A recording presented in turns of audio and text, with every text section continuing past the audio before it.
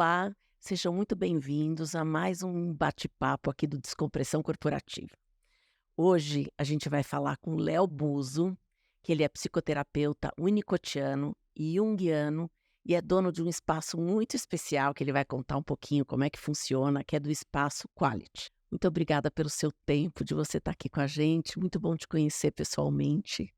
Eu também. Eu tenho teu nome muito gravado, porque eu fiz um curso, né, com você, então teu nome é uma referência. Então para mim é um prazer Nossa, enorme obrigada, estar aqui com você também, viu? obrigada, obrigada. Me conta uma coisa, a gente estava até batendo papo e eu te perguntei uma curiosidade mesmo, que normalmente não é muito comum a gente ver homens, né, se dedicando a essa profissão não é que não tenha psicólogos homens, não, apesar que você fez administração, não é isso? É, minha formação básica é em administração. Mas você atua como terapeuta. Aí depois eu enveredei, né, para essa área mais comportamental. Eu tive uma síndrome do pânico lá com uns 22, 23 anos, então foi a partir desse sintoma que eu fui buscar terapia, tive um resultado muito legal dentro daquele processo, e aí enveredei por trabalhar com isso, por me conhecer cada vez mais e também buscar, né, a formação para poder atuar no mercado. Mas você sabe que você falou uma coisa que é uma crença minha, todo mundo, que eu conheço que mergulhou fundo, que se transformou, teve um gatilho. Esse gatilho foi um episódio na vida que foi dor. A gente já teve aqui, né, no estúdio também várias pessoas contando esses casos pra gente. Um deles aqui vocês podem ver aqui embaixo, tem o Ricardo Glass também que contou a história dele, como é que ele se transformou. Tem outras pessoas assim, mas é que ele me veio aqui na cabeça, você contando. Então, tem, um gatilho sempre que ele é o turning point da nossa vida, Sim, profissional e pessoal muitas vezes, né. e muitas vezes é um sintoma, né? É algo que aparece na nossa vida, a gente não sabe lidar com ele, mas é a partir daquela dor, daquele sofrimento que a gente reorganiza a nossa vida de um outro lugar, né? Sim. Mas essa coisa, sabe, eu falo do sintoma como se ele tivesse sido realmente esse divisor de água, e não foi. Porque eu me lembro de pequeno, assim, os meninos iam jogar bola, todo mundo gostava, né, dos esportes. Eu gostava de ficar conversando com as meninas. Eu achava que as meninas tinham o profundo, elas queriam saber mais da vida. Elas tinham esse lugar da fala, do relacionamento. Então isso me encantava, sabe? Eu sempre tive esse amor, essa paixão pelo entendimento da natureza humana. Então estar com e geralmente são as meninas que gostam, né, de conversar mais desse lugar. Então eu acho que isso sempre esteve comigo, mas foi esse sintoma que mudou a rota profissional, que aí eu fui realmente trabalhar com isso. E aí você chegou a trabalhar com administração? Eu cheguei, eu trabalhei em banco, então quando eu me vejo naquele momento, sabe, num escritório de terno, gravata, com 1000 planilhas, eu sou ótimo para trabalhar com Excel também, porque eu vim dessa área.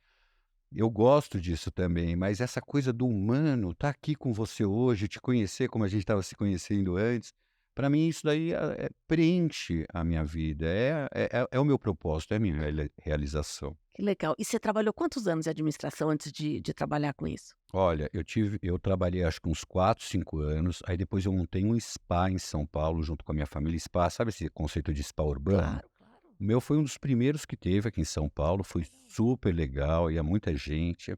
Então eu sempre tive esse E pé. fechou esse. Fechou. Senão eu já queria ir. E é um conceito muito legal, né, porque é um conceito de se cuidar, né. É. Mas ali a gente tinha um conceito do autocuidado não, do cuidado, mas um cuidado que fica muito vinculado ao corpo, né, essa coisa, estética, né, tinha muita coisa nesse lugar. E eu acho ainda que a gente tem que estar, num processo de cuidado também desse profundo, né, de quem nós somos, de entender essa natureza, porque tem aquele chamado o tempo todo a gente ser feliz, pensar positivo, isso é um pouco cansativo para a gente, porque a gente não é só isso. Então buscar a nossa totalidade, eu acho que é a grande busca que eu tenho. Hoje do seu dia a dia, quanto por cento do seu dia é dedicado para a função de terapeuta e a função que você faz como palestrante, como trabalhar para as organizações? Como que você divide seu tempo? Olha, eu tento fazer isso, nem sempre dá certo. Eu deixo 2 dias, 2 dias e meio para atendimentos. e o restante eu disponibilizo para o trabalho empresarial, organizacional. Nossa, que legal. Mas aí, com isso, né, eu trabalho com qualidade de vida, mas com Uhum. isso eu tô achando que eu tô trabalhando um tanto a mais do que eu deveria, porque é muita coisa, né. É, é verdade. Mas eu gosto, eu me sinto muito bem dentro dessa área, então a gente trabalha muito, mas trabalha com aquilo que a gente gosta. É o tal do propósito, né. É, quando você falou agora, né, dessa questão do autoconhecimento que é muito o mote da Felipelli, né, a Felipelli começa com autoconhecimento, por causa até dos instrumentos de diagnóstico, eu acredito muito nessa questão de que você primeiro se conhece para você entender o outro, porque se você nem sabe o que é seu, como é que você vai saber o que é do outro? Fica muito difícil, né, nessa questão. Então, você inclusive, eu acho que você responsabiliza e não assume as questões que são suas e acabam depositando, terceirizando essa responsabilidade. Então eu acho que se responsabilizar é um ponto muito importante também, né, e isso precisa do autoconhecimento. É da onde começa, né. Da onde E começa. mas a gente pra gente fazer essa jornada do autoconhecimento, acho que tem uma palavra fundamental que precisa estar aqui na mesa e a gente precisa conversar sobre ela, que é a autoaceitação. Ai, que lindo. Não é? É. Eu sempre falo nos meus treinamentos, porque o autoconhecimento tá aí, todo mundo tá falando dele. Eu acho que realmente é o lugar a ser da a gente começar a nossa jornada. Mas para a gente fazer uma jornada, a gente precisa tirar um pouquinho aquela autocrítica, daquele julgamento feroz que a gente tem com a gente, porque a gente é falho, a natureza humana é isso mesmo. E a gente não tem essa autocompaixão. Então, eu acho que tudo que a gente está falando lá para o mundo lá fora, que a gente precisa ter mais compaixão, mais empatia, a gente precisaria fazer isso com a gente, inicialmente. Esse autocuidado de se aceitar numa totalidade e não nas partes que a gente gosta da gente. Porque a gente tem funcionalidades, mas a gente tem disfuncionalidades e que fazem parte do todo. E eu não posso separar o joio do trigo nesse momento, eu tenho que ir com um pacote. E para eu ir com um pacote, eu preciso ter autoaceitação. O que você falou, assim, eu amei o que você falou. Porque é o seguinte, a gente fala muito de autoestima, né, dentro da inteligência emocional, um dos aspectos importantes é a Sim. autoestima. Só que a autoestima não é uma coisa embora as pessoas falem muito de autoestima, de se gostar, e isso virou meio popular, mas a autoaceitação é a base da autoestima. Se você não tem autoaceitação, você não vai ter autoestima, você não se valoriza, você não põe limites, você não põe barreiras para o abuso do outro com você se deixa abusar, né. E aí tem uma outra coisa que eu acho muito importante nessa parte da autoestima, que é assim, a maioria das pessoas, elas não se gostam, Uhum. elas não têm de fato uma boa autoestima. E aí elas ficam carentes querendo suprir o que elas não se gostam, que outras pessoas as amem, É. para suprir o que elas não se amam. Isso é fato, né? Essa questão da autoestima, ela tem uma força na nossa vida e a gente precisa olhar para isso, porque a autoestima é reconhecer as nossas funcionalidades, as nossas potencialidades e todos nós temos. Então, não reconhecer isso tem uma falha nesse processo, mas essa questão da autoaceitação, ela abrange um aspecto muito maior da gente mesmo, porque está falando do todo. E a gente não veio aqui para escolher as melhores partes da gente, a gente veio aqui para trabalhar tudo que a gente é.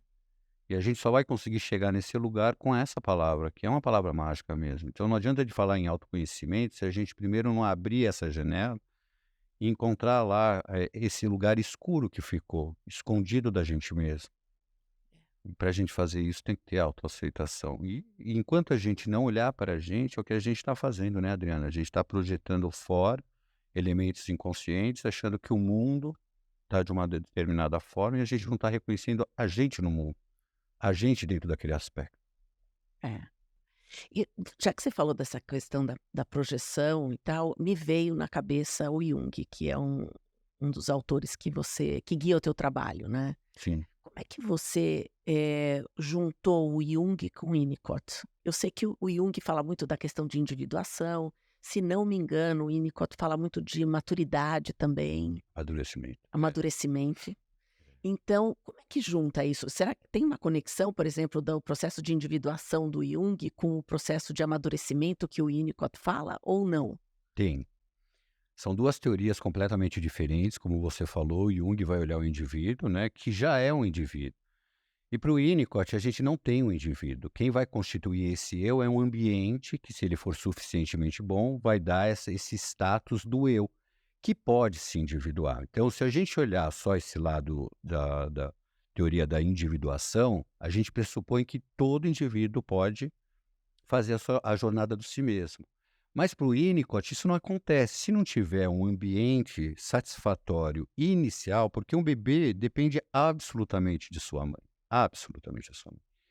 E ele não conhece nada para além dele mesmo nessa fase, quando ele sai da vida É intrauterina. totalmente Ele dependente. é totalmente dependente. Então, é aquele ambiente que vai dar uma condição de ele começar a fazer integrações para ele se alojar nesse corpinho, né, que ele tem, e poder se relacionar com a mãe e com o mundo. E quem sabe, né, fazer esse processo de individuação. Mas para ele fazer um processo de individuação, tem que ter tido um começo. Então, eu acho que como que se conectam essas duas teorias? A gente precisa entender quanto de indivíduo tem ali para fazer uma individuação. E não colocar todo mundo nesse lugar que todo mundo pode se individuar. Tem gente ainda com muita fragilidade. Tem gente que não chegou no status do eu. Como é que você pode, então, buscar uma individuação para quem ainda não tem um eu coeso, conciso, né? Então a gente precisa ainda buscar esse lugar que foi perdido para viver pela primeira vez, quem sabe. Esse status, chegar no status do eu, que a base disso é o confiar em, será que esse indivíduo pôde confiar naquele ambiente? Porque hoje a gente fala muito assim, ó, você tem que ter confiança, você tem que ter isso. Mas pensa o Ele não indivíduo teve nem de casa, né. que não teve um colo para se esparramar, que não pôde confiar naquele lugar que é fundamental para alicerçar um eu. Então eu também fico, às vezes, assim, de boca aberta quando escuto um monte de gente falar assim: "Mas você tem que ter autoestima, você tem que ter autoconfiança". Como? Se nada na minha vida mostrou um caminho para esse lugar. Então a gente tem que ter compaixão com esse indivíduo e não falar para ele se individuar, né, fazer o processo de individuação, para ele chegar no status do eu, de um indivíduo, ainda não é, pode ser um adulto, mas ainda não é. Eu gostei muito disso que você está falando, porque parece que é uma ditadura, né, que você tem que isso, tem que aquilo, sem olhar toda a história. Como é que a gente chegou nisso aí, né, porque, por exemplo, você tem famílias tão disfuncionais Muito. que e assim, eu não sei se é a maioria ou não, não tenho estatística sobre isso, mas ao nosso redor a gente vê coisas pra caramba, né. Gente também é falho, né, Com certeza. quanto pai, quanto mãe.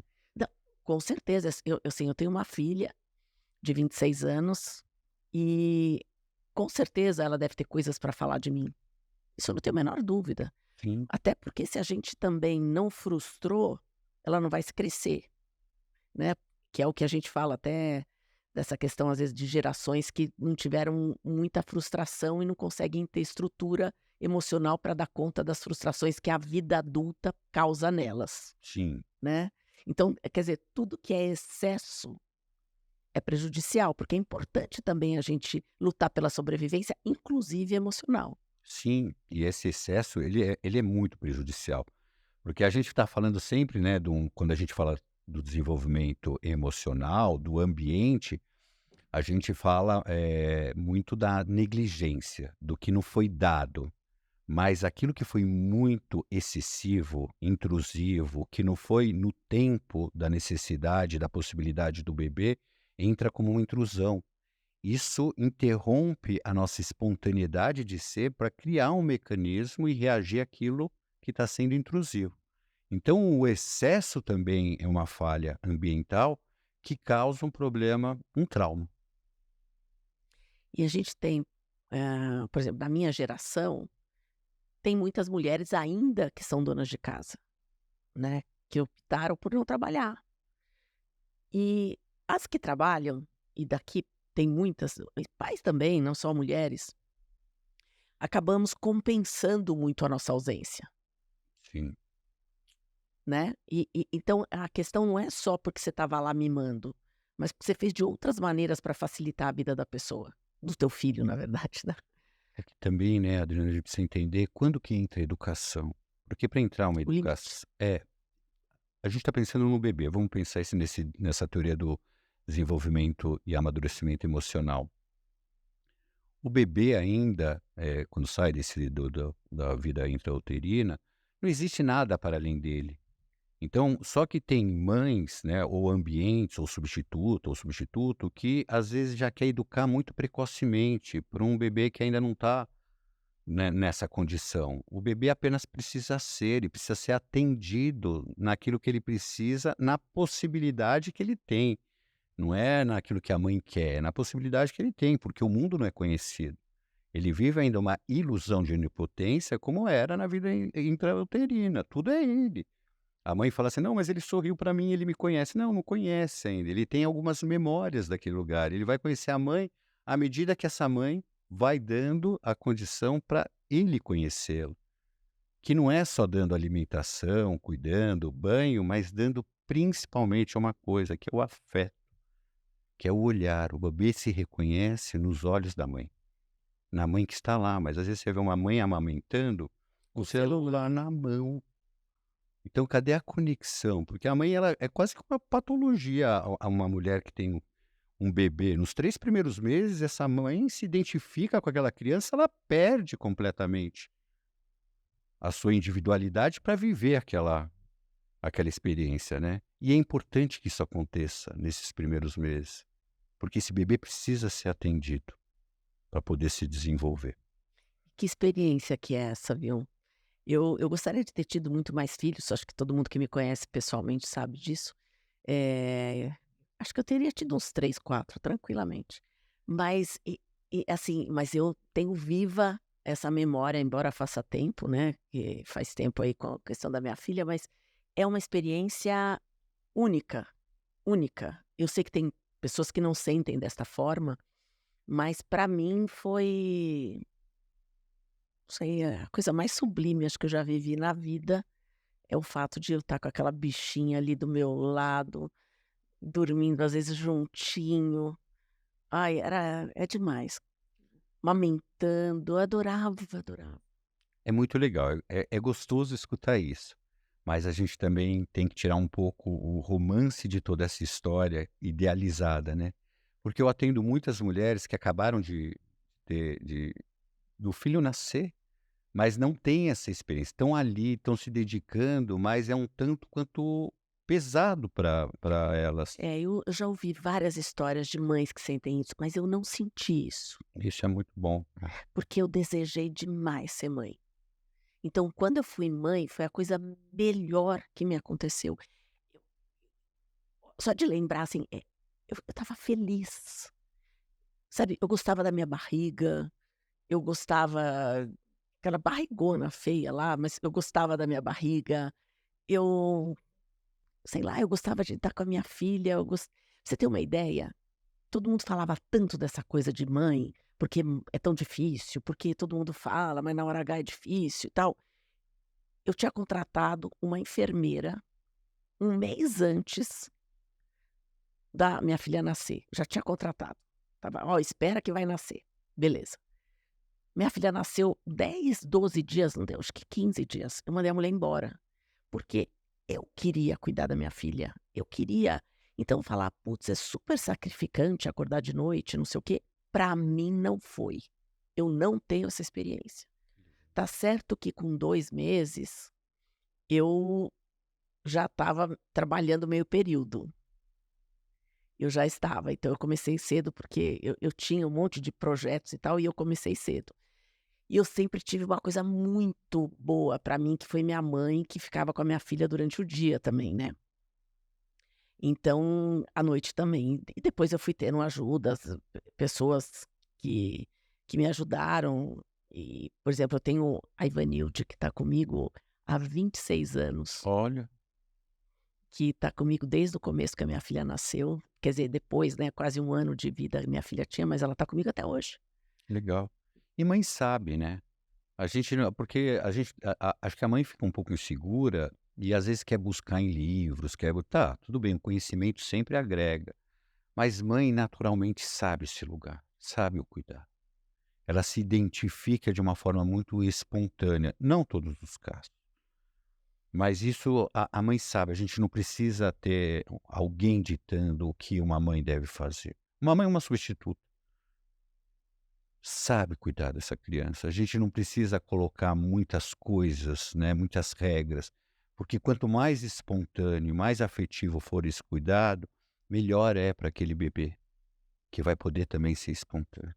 Que a mãe vai atender à necessidade do bebê e não vai ficar reagindo à sua própria ansiedade para tornar aquele bebê alguma coisa que ela deseja. Gozado, eu fiquei pensando aqui agora, falei: "Nossa, eu divaguei, essa coisa da maternidade me Ah, pegou deve ter tanto, mexido. É. que eu acabei entrando aqui falando de mim pra caramba aqui". Que Mas legal, mas é mas tão gostoso porque as mães escutam isso, né. E é bom escutar, né. Qual foi a tua experiência nesse lugar? foi ótimo.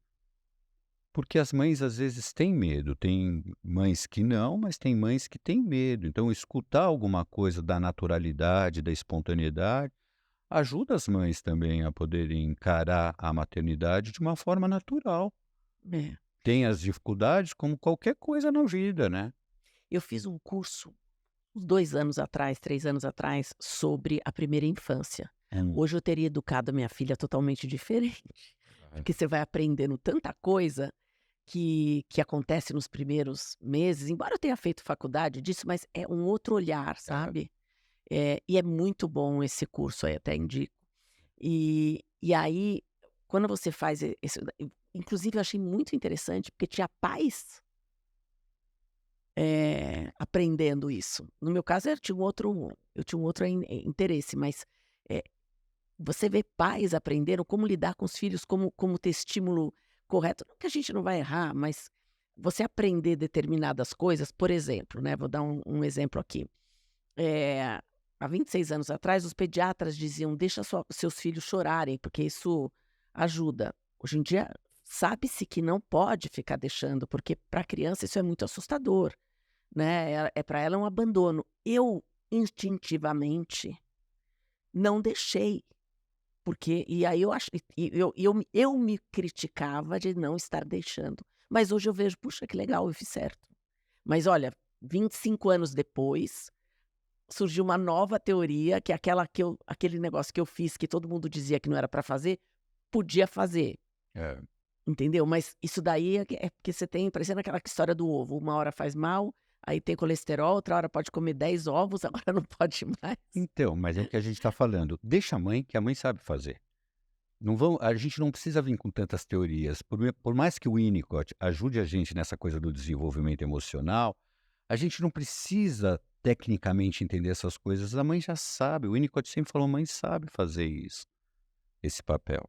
E aí, a gente acabou divagando aqui, até por minha culpa, esse negócio da Imagina. maternidade, mas aí eu estava te perguntando da questão do amadurecimento do Winnicott com o processo de individuação que você entrou.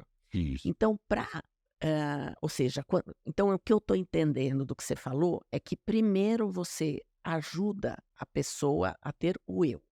Depois que ela está no eu, é que você colabora para o processo de individuação dela. É, só para como é que ajuda, né, nessa constituição do eu, né. Esse é um lugar de espontaneidade que vai chegar nesse lu no num eu, num indivíduo, que vai ser esse si mesmo, que precisa de uma palavra, confiar em, para ele poder ser.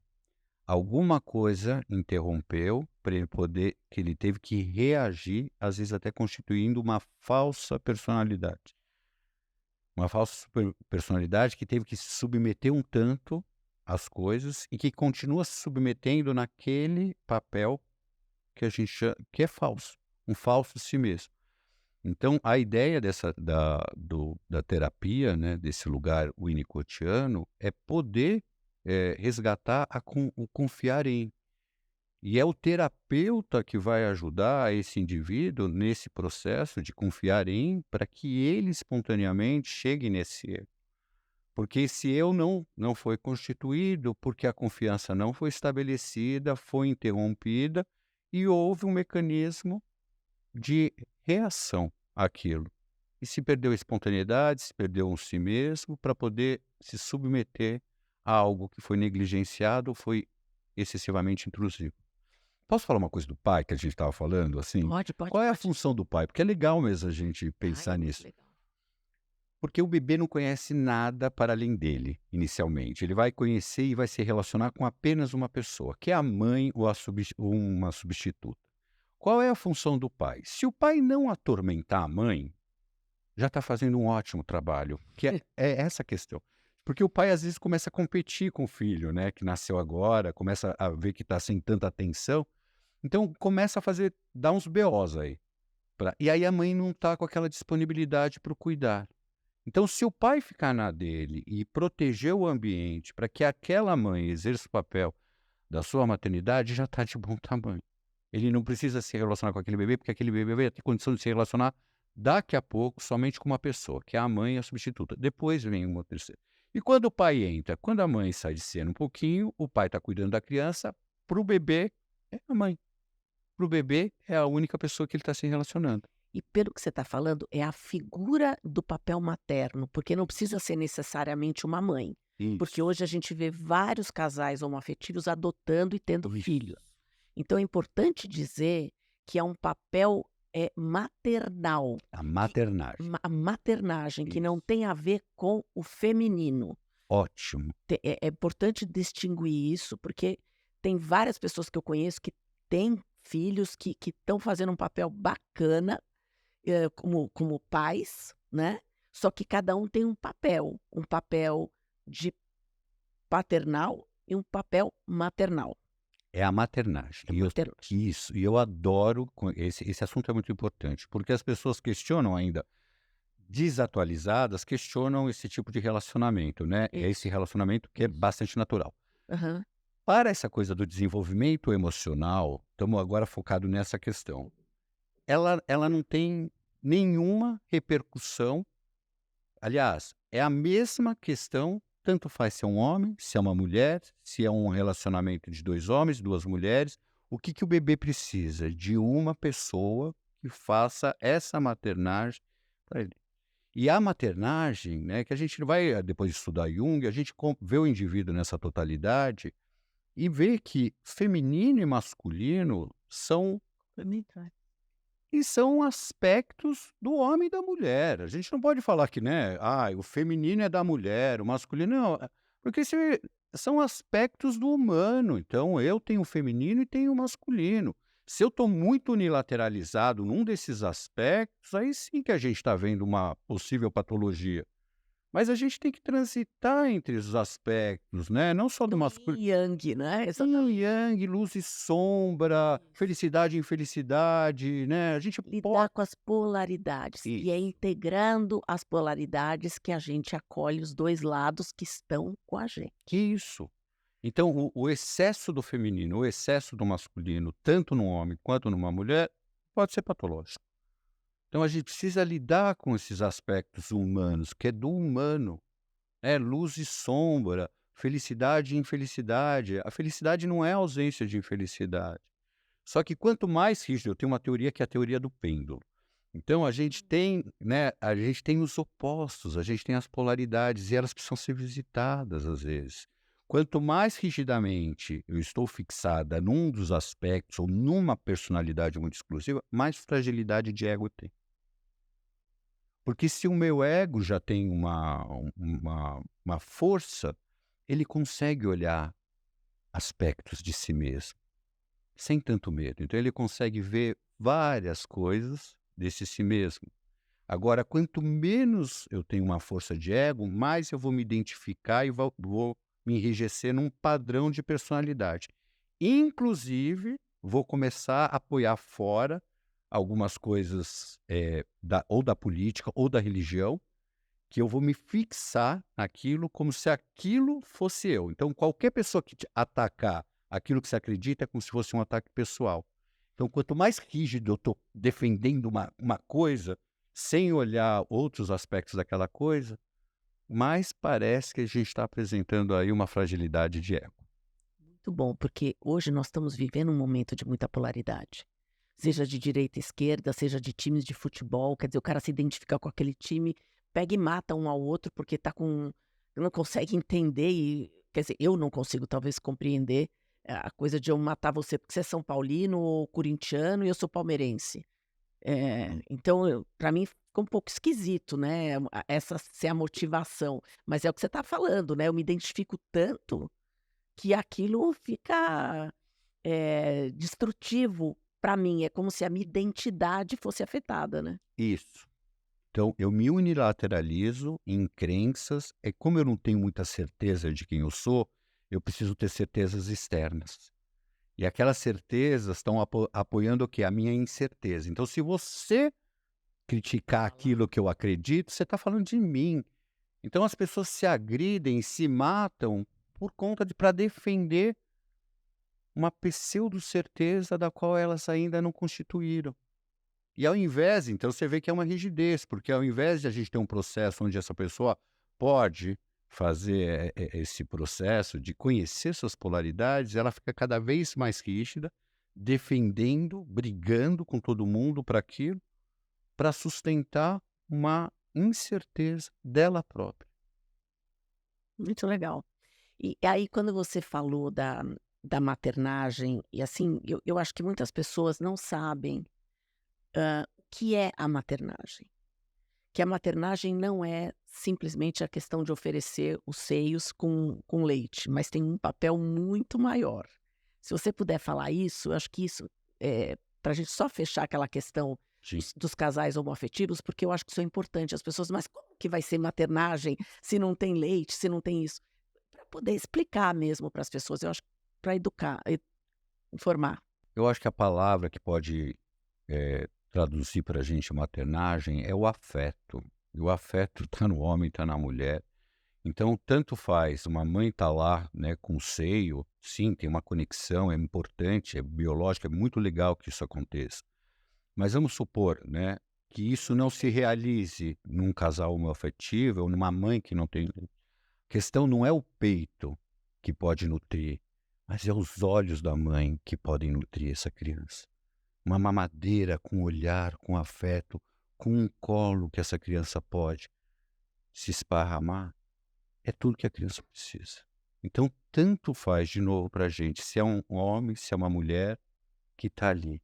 Maternagem para a gente é afeto, é o cuidado, que não precisa ser excelente, ele precisa ser suficientemente bom, ainda com falhas. Olha, o que você falou é importantíssimo, não precisa ser, excelente, mas precisa ser suficiente. Isso, Isso é muito importante. muito. E aí, na paternagem, eu não sei se pode falar paternagem ou é paternal, como que, não sei qual é a melhor palavra. Pode, mas qual que seria a A questão?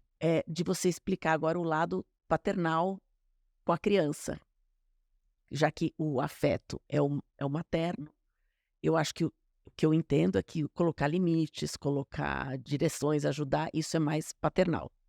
Isso, mas vamos pensar então nesses aspectos, vamos traduzir aspectos do masculino e do feminino que a gente está falando, lembrando que essas polaridades estão no ser humano. Então, essa coisa de pôr o limite que tá falando pode vir desses aspectos associados ao Ao masculino. masculino, tá?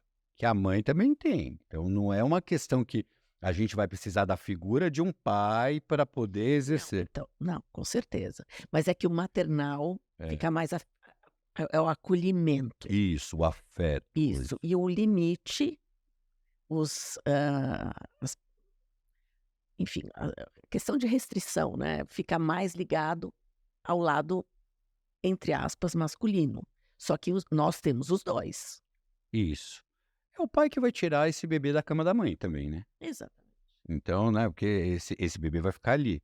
Então é o pai, nessa relação triangular, que é concebida depois de uma relação dual. Então, antes de tudo, de a gente falar dessa relação triangular, a gente tem que pensar na relação do bebê com a sua mãe, ou uma substituta ou um substituto. Uhum. Depois, é exatamente como você falou, aí vão entrar as regras, vão entrar, né, Sim. o direcionamento, os limites, assim, que vai acontecer numa relação triangular, quando entra um terceiro e fala: "Não, epa, aqui não mais". E vai organizando essa criança depois para o mundo, né. Que é fundamental, porque quem não teve limite não vai se dar bem para lidar com as questões do mundo. Não. E aí vai ficar uma criança fragilizada, pode até chegar, como a gente vê muitas hoje em dia, muitas, pessoas adultas já, que se deprimem com muita facilidade, que não conseguem lidar com as dificuldades que aparecem na vida.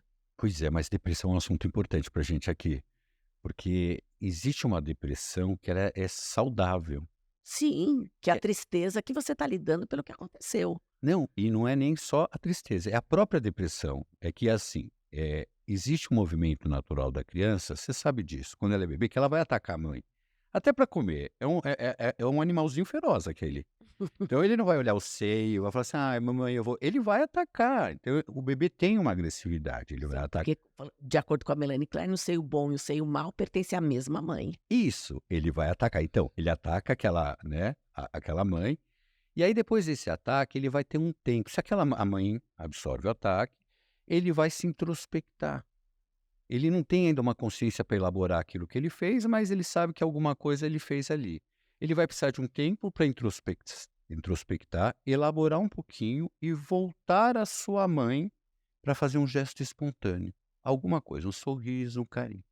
Se essa mãe estiver lá, se preservar nesse tempo, esse bebê aprendeu a se deprimir. Olha que louco, porque ele agrediu, ele voltou para si, ele entendeu um pouquinho aquele sentimento de culpa que tem a ver com a depressão, mas ele pôde reparar num ato construtivo, porque aquela mãe estava lá. Então, esse bebê fez um círculo benigno, não sei se está difícil de entender, Não, tá claríssimo. mas que ele pode usar sua agressividade, pode se introspectar, que é a depressão, pode elaborar sua culpa e pode voltar ao mundo. Esse indivíduo vai poder se deprimir nos momentos que precisa se deprimir, vai se introspectar, vai organizar seu mundo interno e voltar ao mundo para. Agora vamos pensar no bebê que atacou, introspectou, tá ali com a culpa, tentou voltar para aquela mãe, mas muitas vezes aquela mãe se descabelou e não ficou ali. Porque não deu conta daquilo. "Ah, meu Deus do céu", ou não ficou ali. O que que esse bebê faz com a culpa? Ele fica com a culpa, ele não pôde reparar. E aí o que que ele faz com a agressividade? Qual é o mecanismo de lidar com aquela agressividade do ataque e saber que aquilo ele não, aonde ele vai desembocar? Ele vai ter que se deprimir. E aí ele vai desenvolver uma depressão patológica, onde ele fica com a culpa e abafa aquela agressividade. Ele abafa os elementos internos. Ele não pode agir com aquela mãe, né, com com a sua instintualidade, com os movimentos agressivos, porque aquela mãe não se preserva ao tempo para ele reparar aquilo que ele fez. Então existe uma diferença, porque senão a gente fica falando sempre da depressão como algo ruim. Eu sei, é muito intenso, é difícil de lidar. Faz sentido isso? Faz todo sentido. É que, sabe, a gente precisa deixar muito claro que é a depressão patológica Isso. e que eu chamei de momentos de tristeza profunda, porque fica difícil, às vezes, é muito tênue para as pessoas, às vezes, fazer a diferenciação, né, do que é essa depressão saudável e da depressão patológica, e que você explicou brilhantemente. Eh, Porque quando ela faz parte do ciclo evolutivo, a gente começou, abriu hoje aqui o podcast falando de momentos da vida que são significativos para fazer um turning point, para a gente tomar né, um rumo muitas vezes melhor, né, que tem muito mais a ver com a nossa autenticidade, com a nossa integridade, né. Isso. Mas para isso, a gente teve que deprimir. Se eu não tivesse deprimido com isso, eu não teria chegado no lugar que eu estou hoje. Mas essa foi uma depressão necessária e usada para o meu desenvolvimento. Mas às vezes tem depressão que elas paralisam. E aí é uma outra depressão, que é essa que a gente está falando, que muitas pessoas hoje têm e não sabem como lidar, porque é um sofrimento muito grande. As 2 trazem sofrimento, né, Adriana, Sim. as 2. Sim, Só que essa que a gente está chamando de patológica, é exatamente aquela depressão que ao longo do desenvolvimento dessa criança, ela não pôde lidar com a agressividade, ela teve que reter a agressividade, ficou com a culpa porque ela não conseguiu voltar ao mundo com ato reparatório, porque aquela mãe não se preservou lá. A gente não está culpabilizando a mãe aqui, mas estamos falando do processo. Como o bebê só conhece a mãe, a gente tem que falar então dessa relação. Então, a questão da patologia não é a intensidade, porque numa depressão simples que a gente está falando, difícil falar esse nome, mas reativa que a gente tem, onde eu vou me introspectar, ela causa muito sofrimento, a gente sabe disso também. sim, eu acabei de viver uma esse ano aí, foi difícil. Não é? E foi muito dura, mas, ela foi, assim, Importante. importante, assim, a gente estava vendo um texto aqui essa semana, e o texto de Natal, né, e o texto eles sugeriram assim: "Então, para você que está terminando o ano, que não está tão bem, faça tal coisa". Eu falei: "E para quem está terminando ótimo que nem eu, como é que faz? Qual é a sugestão que você vai dar?". Porque, na verdade, você tem um ciclo, né, então você passa por aquele negócio, você mergulha, você sai, a sensação que eu tenho é que eu estou renovada. Então, é excelente isso. É que provavelmente, nesse processo que a gente está contando, você teve a garantia de uma mãe que se preservou no tempo para você lidar com seus elementos. Então você se deprime, mas você tem a garantia que você vai sair, e vai sair por si mesmo. Para essa depressão que a gente está falando, a gente não nem fala em medicamentalização, em medicamentos, porque a pessoa sabe se deprimir, ela vai sofrer, ela vai para o fundo do poço, como a gente está falando, mas ela vai sair. Mas é para todo mundo? Não. Tem algumas pessoas que não tiveram essa oportunidade de completar frequentemente esse círculo, portanto ela ficou com o quê? Ela teve que abafar a agressividade, que é algo da natureza humana. Então, indo nessa linha, expressar, ter momentos de agressividade seria curador? Sim, a agressividade faz parte, né, mas a agressividade não é só, né, porque a gente deixou de ser aquela criança. A gente não precisa atacar o outro, mas a Não. gente pode Extravasar. extravasar, e tem muitas formas de a gente extravasar. Inclusive através do esporte a gente consegue extravasar. Mas uma pessoa que é tolhida desse aspecto da natureza humana, a possibilidade dela, como é que eu lido com uma agressividade? Ah, não posso lidar, então eu tenho que me deprimir. Eu sei que não é que eu estou falando de uma forma meio técnica, mas só Não, para mas entender. tá claríssimo. Funciona, né? Muito. Como é que eu lido? Como é que um bebê, uma criança lida com a sua própria agressividade se a mãe não acolhe aquilo? A única forma é que ela vai ter que tirar aquela força. E tirar aquela força é o que a gente conhece como depressão. Ficar na culpa. Então, a depressão em si, ela não é ruim. A gente tem acontece um luto pra a gente vai se deprimir. E é importante passar por esse processo. É Ele é super, evolutivo. ele é natural. A gente precisa passar por essa Precisa. fase. Agora, se a gente tem uma garantia na nossa estrutura, né, no nosso desenvolvimento, que a gente pode voltar, porque a gente conseguiu fazer isso, tinha uma pessoa para acolher a agressividade, a gente pôde olhar para nossa culpa, os elementos conflitivos, que o ser humano é puro conflito. E pôde voltar ao mundo, a gente sabe lidar com coisas que são naturais do viver. Uma delas é a depressão. Agora, a gente só vai entrar numa depressão patológica, que aí muitas vezes até precisa ser medicamentalizado, sim, precisa ter um profissional, um médico, um psiquiatra ali para ajudar, porque essa pessoa não vai conseguir sair sozinha.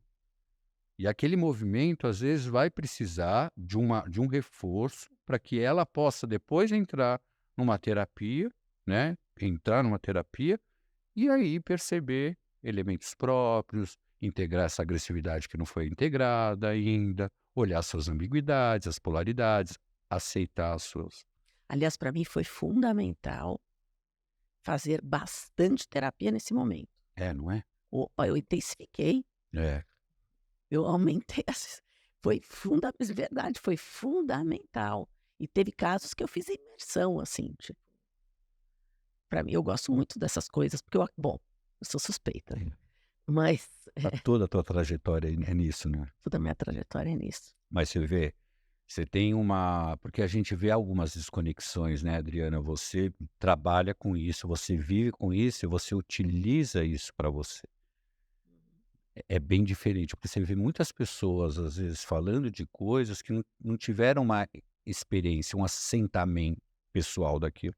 O que você está me falando é: "Eu trabalho com isso, eu vivo isso, mas eu tenho isso na minha história. Eu busco isso para mim pessoalmente". É isso que você tá me falou. É, e que isso não evita que eu tenha meus sofrimentos profundos. Lógico, isso é natural. Assim, porque às vezes as pessoas, elas têm uma imagem, às vezes meio fantasiosas, de tipo assim: "Mas como? Você é psicóloga, trabalha com isso, por que que você está sofrendo por isso?". Oi? Foi, é.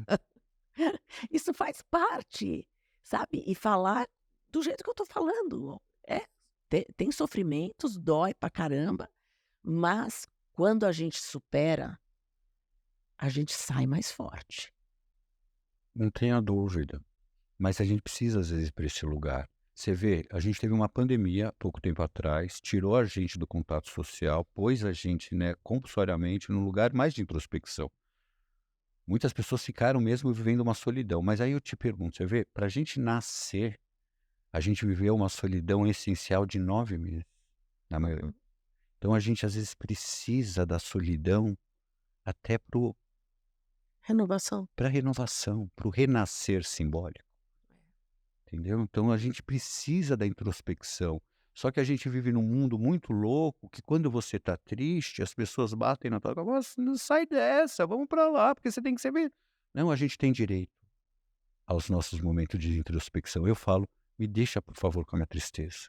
Hoje ela é minha, não me tira daqui. Eu preciso dela. Não, e é importante você entrar em contato. Se você não entrar em Isso. contato, não é curador, não é sanador. É. Mas fica sempre aquela apologia à felicidade Ai, cansativa, né, Adriana? Que a gente tem que acordar feliz, que a gente tem que pensar positivo, que esse não é o ser humano. não, isso é fake. É. E aí a gente vai criando uma falsa personalidade para atender essa expectativa. E aí a gente começa a perder nossa espontaneidade, mas, pô, mas o cara é legal, ele é alegre.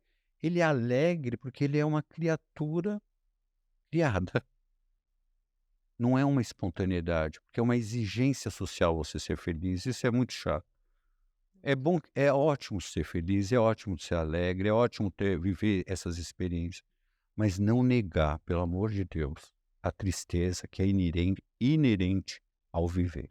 Aliás, eu acho muito bacana quando você tem os seus amigos ou as pessoas que chegam e falam: "Meu, tô mal hoje, tá acontecendo tal coisa". Sabe aquela coisa, assim, transparente? Coisa mais chata, aquela pessoa que tá sempre não, a vida dela nunca acontece nada, nunca tem problema, é a vida de Instagram, né. É. Eu acho que é uma vida, ou ela é falsa, ou esse indivíduo é muito raso. Porque se a gente entrar no profundo, o ser humano, por natureza, carrega os seus conflitos, suas ambiguidades. Então não dá para, né, tô sempre bem. Você está sempre bem porque uma coisa ou outra, ou você está vivendo na superficialidade e não encontrou o que que é próprio do viver, que é a ambiguidade, o conflito, ou você está numa falsa personalidade para mostrar para os outros que você é feliz. É muito legal, mas você está ainda se submetendo a algo que você não é. Assim, hoje a gente está vivendo um período muito conturbado, né. A gente tem aí 2 guerras acontecendo ao mesmo tempo, uma terceira que acho que não vai rolar, né. Acho que essa terceira não rola, né. Aqui Acho da Venezuela e da Guiana, acho que não rola. Mas enfim, A gente está sendo bem surpreendido, né, ultimamente, né. é. Assim, às vezes as pessoas falam: "Ah, porque o mundo está muito pior, porque o mundo está não sei o quê". Acho que o mundo sempre teve em guerra, o mundo sempre teve coisas, não estou dizendo que, mas não é novidade para a humanidade que todo mundo tem guerra o tempo todo. Mas eu acho que hoje tem uma consciência maior de determinadas coisas, do que é um absurdo, do que não pode fazer, do que é sair fora do parâmetro, ético de tratar determinadas coisas, determinadas pessoas. Eu acho que a gente tem mais consciência, não sei o que você vê disso. Eu acho que é engraçado a gente falar isso, porque parece que a gente está no movimento retrógrado, né.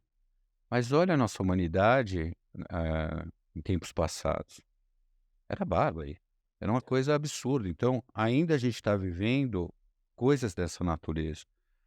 Mas eu acho que tem coisas que a gente precisa olhar para a gente, porque existe uma guerra interna aqui dentro. Essa guerra interna eu posso dar conta. Eu não sei se eu consigo interferir numa guerra lá externa, hoje, no meu papel. Acho que a gente ainda faz parte desse ambiente. Mas vamos começar pela gente. Tem uma guerra aqui. Tem uma guerra aqui, aí, em todo indivíduo. E a gente não está olhando para esta guerra, que são os nossos conflitos. A gente ainda está nesse conflito de querer exterminar uma parte, querer exterminar a outra. E não viver com isso tudo. Eu quero exterminar aquilo que eu não gosto em mim. Eu quero arrancar. Olha o prejuízo disso, porque eu não consigo. Então, quando eu não consigo dar conta de tentar arrancar o que é meu, que está dentro, o que que eu vou fazer? Eu vou tentar arrancar fora. para tirar. Então tem um tema que eu não gosto, que é um tema às vezes meu, ou que está na minha história, que não seja meu, mas é uma dor que eu carrego. Não consigo elaborar aquilo. O que que eu vou fazer? Eu não consigo olhar para aquilo, eu vou projetar fora. E eu vou acabar exterminando e agredindo coisas ali fora que fazem parte do meu mundo interno, ou como um elemento próprio, ou como algo que afetou a minha história.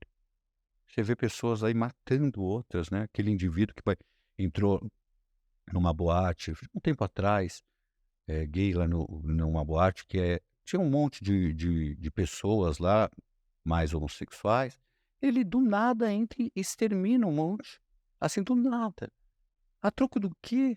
Qual é a relação que tem para ele chegar lá e fazer esse extermínio? Muito possivelmente é Coisa dele. uma coisa não trabalhada, de algo, sabe, muito natural, que ele não deu conta, seja lá da sua história ou aspecto próprio, que entrou num limite tão grande de não aceitação, que aí você vai tentar exterminar. Como você não consegue exterminar o que é teu interno, você vai tentar exterminar fora, mas olha o prejuízo, olha o que que ele fez. Ele se matou depois? Eu não lembro agora qual é o final, se ele se matou, ele foi preso, mas coisas que estão dentro da gente, a gente está jogando para fora como certo e errado. Numa desatualização, trabalhe sua questão. Hoje falar dessas relações está desatualizado quando a gente olha alguma coisa de uma forma com algum viés, com alguma coisa, está muito desatualizado É. da naturalidade dos vários modelos e tipos de relação. Por que que a gente está preso nisso? Se você não gosta de um modelo ou outro, não vai, é você, isso. Mas Não o é que a é a escolha do outro, não é sua, escolhe a sua. e Pois. o que afeta, gente, pelo amor de Deus, isso para mim é inadmissível. É. Eu tenho um olhar, sabe, então quando é aquilo que a gente fala, quanto mais unilateralizado eu tô defendendo o que pode, o que não, para quê? Vamos O que é aceitar. seu nessa história que você não sabe lidar? É É isso, seu, sempre é seu. é seu.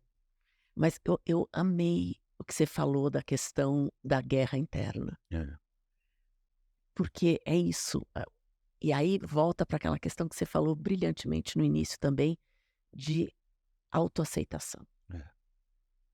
Porque daí eu não preciso ter essa guerra interna, porque eu aceito. Isso, mas eu aceito as 2 condições, todos os aspectos. Que mesmo assim pode ser uma guerra, mas uma guerra que tem comunicação.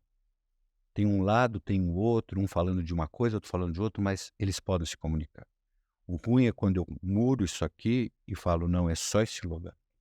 O outro não vai se esvaziar, ele vai tentar atuar, e aí vira guerra. É. Eu acho que a gente tem uma guerra interna. Eu acho que essa é a pior de Uma última pergunta para você aqui do nosso bate-papo, que é como é que você vê trabalhar estas questões dentro da organização, onde tem um limite de exposição que a gente pode ter das pessoas, né? Porque, quer dizer, uma coisa é você abrir isso dentro de um consultório, onde vai numa profundidade, e nas organizações a gente tem que ficar num determinado nível, até por respeito ao próprio ambiente corporativo, né? Onde a gente não dá para invadir muito, porque não é mesmo o setting adequado para fazer isso. Como é que você vê essa questão? Nossa, eu vejo exatamente como você falou, exatamente. Eu acho que a gente tem uma persona, a gente não tem que destituir de uma persona, nem socialmente, não é nem no ambiente organizacional, porque ela também nos protege, né? Ela também é uma adaptação que a gente O faz. ego não é ruim, ele também tem coisas muito boas, todo mundo fica destruindo. Não, ele é muito bom. Não, muito pelo contrário. Esse desenvolvimento emocional é para a gente chegar num ego, num eu. O ego é essa noção do eu, da minha identidade, da minha questão espacial. Uma pessoa com ego frágil é uma pessoa que está meio misturada, inclusive. Entra muito na vida das pessoas entram muito na vida dela. Então, ter um ego, ter seus espaços e limites é muito importante. Mas pegando esse gancho dos limites para a empresa, exatamente isso. A gente precisa preservar a persona dentro da empresa. Nada de ter treinamento, eu acho, pelo menos eu, de destituir e abrir muito. Eu já vi gente fazendo absurdos de expondo a vida pessoal em treinamentos comportamentais dentro da empresa. Eu jamais faria isso. Eu jamais. Eu acho que a persona, ela precisa ser mantida, inclusive socialmente, E quando chega no ambiente empresarial, tem muitas coisas a serem trabalhadas nesta questão do profundo, de espiritualidade, de autoconhecimento, sem exposições. Vou abrir minha vida aqui para vocês, vou falar, vou chorar, ai, vamos todo mundo se abraçar. Não é por aí. É saber conviver de forma respeitosa. Eu não preciso te amar para poder trabalhar com você, Sim. mas eu preciso saber lidar com você, construir alguma coisa, porque a gente está num ambiente que tem um objetivo comum, um propósito comum. Esse eu acho que é o foco do nosso treinamento, desse treinamento, do que você está falando. Você sabe lidar muito bem com isso. Que é exatamente isso, é ajudar as pessoas ao respeito. Mas não elas se destituírem de uma persona, daquilo que foi constituído como, inclusive, como defesa, né?